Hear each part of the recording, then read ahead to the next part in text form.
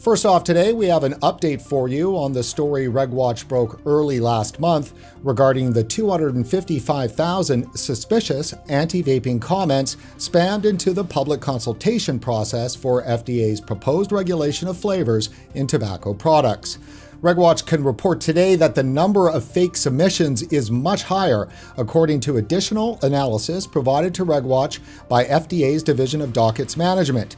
Out of the total 525,000 comments received into the system, only a little over 22,000 have been marked as unique documents and posted into the official record.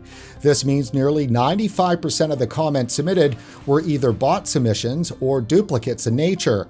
These submissions have been either discarded altogether or counted as just one in the case of duplicates. So as it stands right now, RegWatch can report the process has not been deemed spoiled and the legitimate pro-flavors and pro-vaping comments are safely on record. This is good news for an industry that's more used to taking big hits, certainly in the case of court actions. Joining us today to walk us through the legal travails facing the vaping industry is Azim Chowdhury. He is a regulatory and public policy lawyer with a focus on food and drug law, and for the past 8 years, he's been one of the most prominent legal advocates for the vaping industry.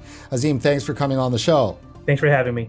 So this is really good news, Azim, regarding the public comments. Now, I know that Commissioner Gottlieb and Director Zeller had come out with a blog post that relates to this a little back. Can you fill us in on that? Sure. They published a blog on August 2nd announcing their next steps in their comprehensive approach to tobacco and nicotine regulation. The focus of that blog post was to provide their next steps in how they're going to publish new guidance documents and additional rulemakings, as well as hold a public hearing on the pre-market review process. They also mentioned in there that they would be expediting their review of the comments that were just submitted as part of the advance notice. So what do you think that means? So typically, the rulemaking process is a years-long process, and FDA goes through several stages. So in this case, they chose to publish an advance notice, which had a number of questions about how FDA might regulate flavors in various types of tobacco products. The next step is to actually propose a rule. And so before you can get there, they are required by the law to review the comments that were submitted. So the fact that they have now been able to differentiate the real comments from the fake ones gives them the opportunity to do that more effectively. And while this process can take a long time, the blog post indicated that this is a big concern for FDA. To FDA, flavors are directly related to youth initiation and access. And for better or worse, they are going to be, it sounds like from the blog post, they will be expediting their review of those comments, which could mean we see a proposed rule sooner rather than later. Well, I think for the industry, getting to the decision quicker instead of drawn out forever is also a good thing, is it not?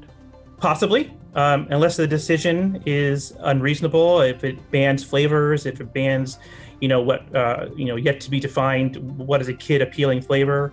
So yeah, I mean, in general, it would be nice to have some regulatory confidence in what's happening, but at the same time, we want FDA to look at this hard data, to look at the science, to look at the many comments that were submitted that, from adult smokers who use flavored vapor products to transition and to quit, but also to look at how these products should be regulated appropriately according to science. Well, based on our conversation that RegWatch had with FDA's Division of Dockets Management, it does sound like that the process is indeed done in terms of sorting out the good from the bad. So here we are with around 23,000 that, have been accepted and posted.